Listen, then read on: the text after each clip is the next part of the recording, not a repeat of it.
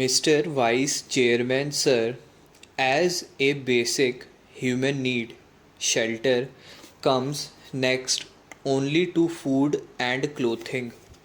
Even the early man discovered caves to seek shelter against the vagaries of nature.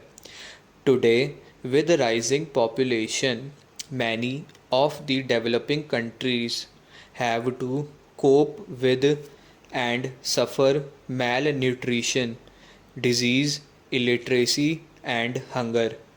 Yet, it is the housing problem which seems to be the most intractable one. About one fourth of the world's population is either houseless or live in abysmally poor and unhealthy environment in India. Sir, according to the 2001 census, 2 lakh urban households and another 4 lakh rural households have been without shelter. Taking into account the overcrowding and the awful congestion and the need to replace the kacha houses and repair the degraded and dilapidated ones, the actual housing deficit is to the tune of 59 lakhs in urban areas and 188 lakhs in rural areas. This deficit of housing is expected to rise to 39 million by the year 2010.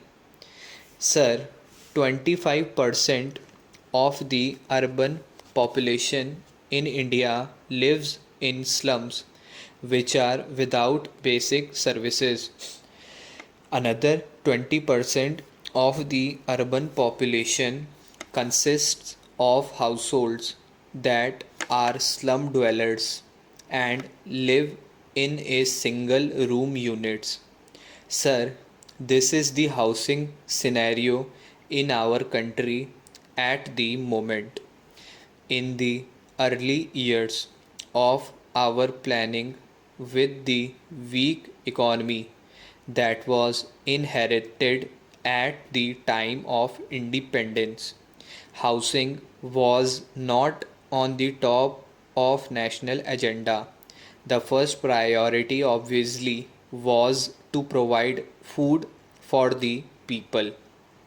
A massive national program and endeavor has resulted in self sufficiency in food, and we can be legitimately proud of our industrial progress also. In the sphere of communications and health services, we have made major strides, and the government has also intervened to ensure that clothing is provided reasonably to people in the country.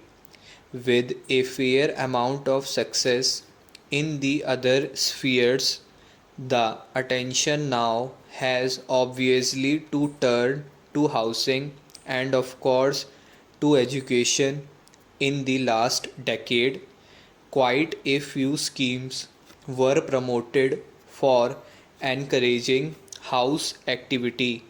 For the first time, a policy of housing has been formulated to grapple with the situation. It seeks to provide affordable shelter to every citizen in the country by the turn of the 20th century.